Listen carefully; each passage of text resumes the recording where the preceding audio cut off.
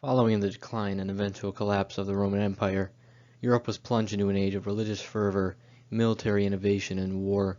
This was known as the medieval period, which lasted from roughly 400 AD until the late 1400s. During this time, Europe lacked any unified leadership. Countries would often invade one another and fight in wars over territory and resources.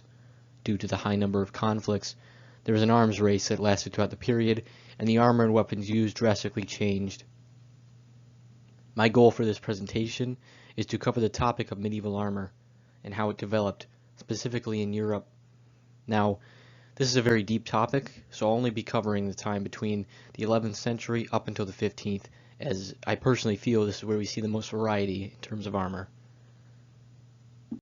Now, before we can proceed, we need to answer an important question, that being, what is armor? This may seem trivial, but it's crucial in understanding why armor was the way it was during this period. According to the book Arms and Armor of Late Medieval Europe, armor can be defined as any material made to withstand personal attack. This means that armor can come in many forms, depending on the attack it needs to defend against. For example, the modern body armor pictured below would mainly defend against blunt force trauma and possible shrapnel. Most modern gear does not aim to protect the wearer from bullets, but instead to mitigate the damage from debris and explosives. In the context of medieval armor, it's important to protect against a wide range of weaponry. Swords were used to slice and stab, axes to hack and chop, maces to bludgeon, and spears to impale, not to mention projectile weaponry, such as bows and crossbows. This necessitated the development of effective and efficient armor for the protection against these weapons. The engineers behind these designs were truly ingenious with how they designed the shapes of various helmets and pieces. Armor wasn't impervious, though, and many weapons were developed to exploit the gaps in armor or their weaknesses. It truly was an arms race that spanned over hundreds of years. The early Middle Ages were perhaps the most barbaric and dangerous. Mail armor was the predominant armor used from the 11th to 13th century. According to the article, The Evolution of Medieval Armor, mail, also known as chainmail, was made of iron or steel rings that were interwoven. This gave the wearer some flexibility without sacrificing a great deal of protection. During the early Middle Ages, mail came in the form of a hauberk. This was a long shirt of mail that covered all the way down to the knees. In the 11th century and up until the beginning of the 12th, we saw a lack of hand protection, as the mail sleeve only extended to the wrist. This can be seen with the tapestry on screen, this being the Bayeux tapestry, which depicted the Norman invasion of England. The hauberk would be worn over a simple arming shirt. This was a type of soft padded armor, which would provide more protection and reduce the feeling of mail on the wearer. The coif, the part that covered the wearer's head, was attached to the hauberk. In many instances on the tapestry, we see soldiers looting the dead bodies and corpses of the enemy. While they do this, we see that the mail hauberk was one piece attached to the coif. Oftentimes, on the hauberk, we would see a rider's split. This was a seam in the hauberk between the legs, which allowed the knight to mount their horse and ride. The main type of helmet used during the 11th century, as pictured on the tapestry, was the nasal helm. This would come in many shapes and different sizes, such as the conical. The 12th century is when we begin to see new types of helms. This was the era of the famous Crusades, and was when we saw the introduction of facial protection in the form of the early great helm. Some nasal helms would adopt a flat top, as well as an extra face piece with slits for breathing. We see the development of hand protection, as the hauberk now extends to cover the hands in the form of a mail mitten. Kite shields were still in use from the 11th century, as the shields were larger to compensate for the armor. But we also see the introduction of the heater shield, which was smaller and more compact. Sometimes worn over the armor would be a surcoat, which is pictured on the right, and this would display heraldic symbols and protect the mail from blood and dirt. The 13th century was where armor really began to change. We see the kite shields are replaced with the heater shield. This was because it was more maneuverable than the larger kite shield, and we'd see the heater shield survive well into the 14th century. During this time, nasal helms are still used, though they go out of fashion soon after. We also see the introduction of the kettle helm, which is pictured by some of the knights here on the tapestry. The fully developed great helm would provide good protection, but also reduce the wearer's vision. In the early 13th century, the great helm was made in the form of a flat top, though it would change towards the end of the century to a sugar loaf, and then change back later on to a flat top again. The sugar loaf shape would allow blows to glance off the helmet instead of denting it.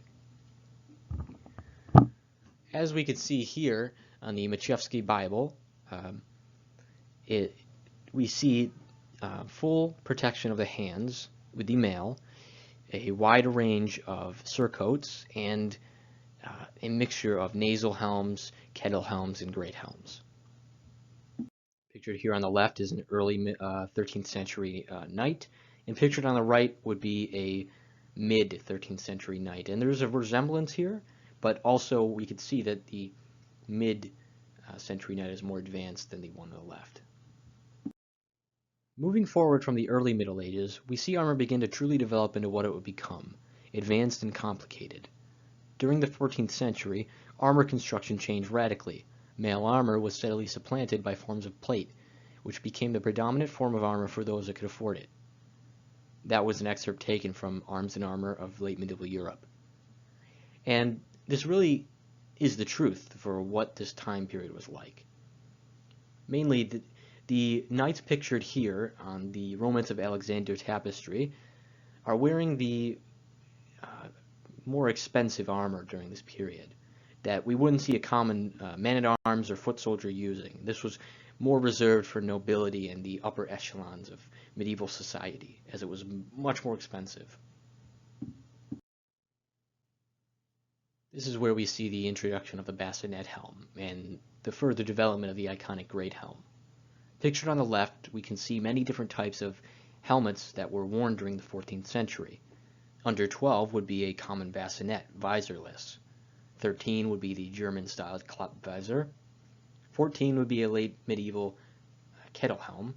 And 17 would be a more common type of bassinet called the pig-face bassinet. Next to 15, we see the late medieval great helm, which again goes back to the flat top. So it goes from flat top to sugarloaf back to flat top. It was usually worn over a smaller helmet called a skull cap, which would provide more stability and protection to the wearer. The knight on the left can be seen wearing what is known as brigandine, which consisted of small steel plates combined under a hard leather shell that would be decorated and dyed. And this was a cheaper alternative to the more expensive plate armor. But it's important to note that by the 14th century, full plate armor was finally developed. The late medieval period, the 1400s to 1500s, is where the image of the iconic knight hails from. We see in this painting St. George and the Dragon that he's wearing a very Gothic style suit of armor, a German Gothic style almost. And one of the main giveaways of this time period, the main detail was that many of the countries diversified their armor depending on where it was produced. Italy had a very defined style as opposed to Germany, which had its own different style of armor. Here would be more of a southern European, Italian type armor. On the left we see, next to number 3, a more Corinthian styled armet without a visor, which provided more visibility and breathability to the wearer but less protection. On the right we see a full white Italian harness. It was called white because there was no heraldic display on it. There was no surcoat, it was just the armor. So it was referred to as white armor. And this was a very Italian design, with the helmet especially being the enclosed armet.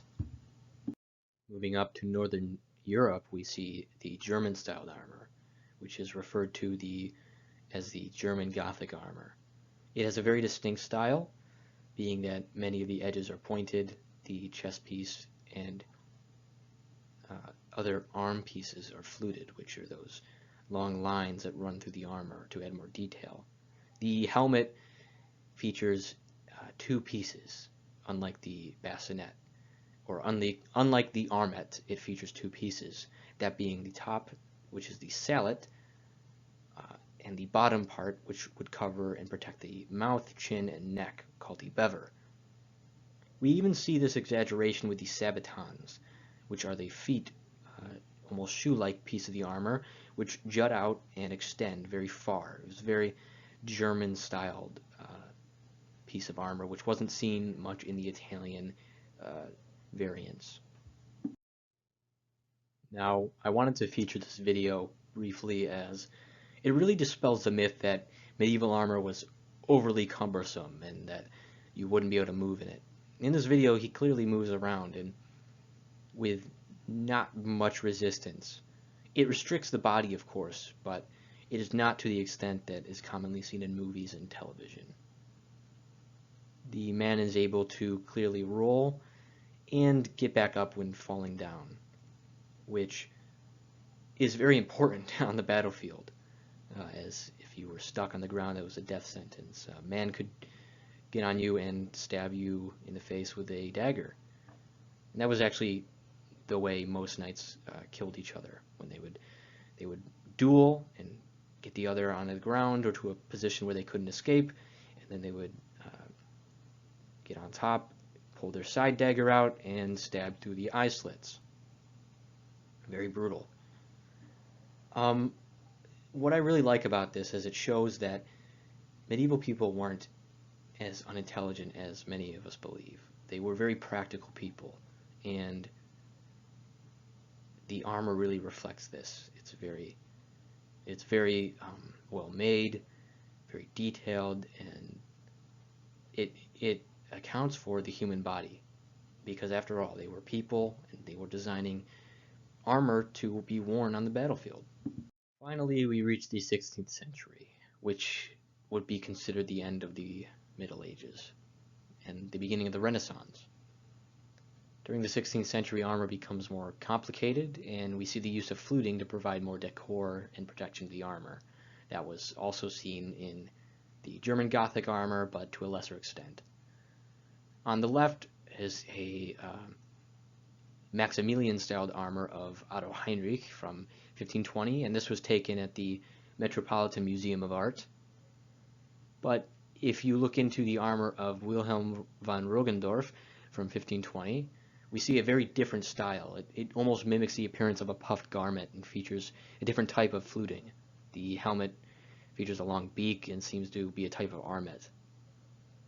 And overall, the armor of the 15th century, or the 1500s, excuse me, was very extravagant, bold, and pompous. It was beautiful and highly expensive, and by this time, armor would cover the wearer from head to toe, leaving only small gaps, which would be covered by mail. Final closing remarks would be really what ended the use of armor by common soldiers, and that would be for two reasons. The first being the development of competent firearms, and the second one being the sheer cost of armor. It was much more cost effective to equip your army with uniforms and rifles as opposed to full steel armor, which would be not as protective against competent firearms of the period.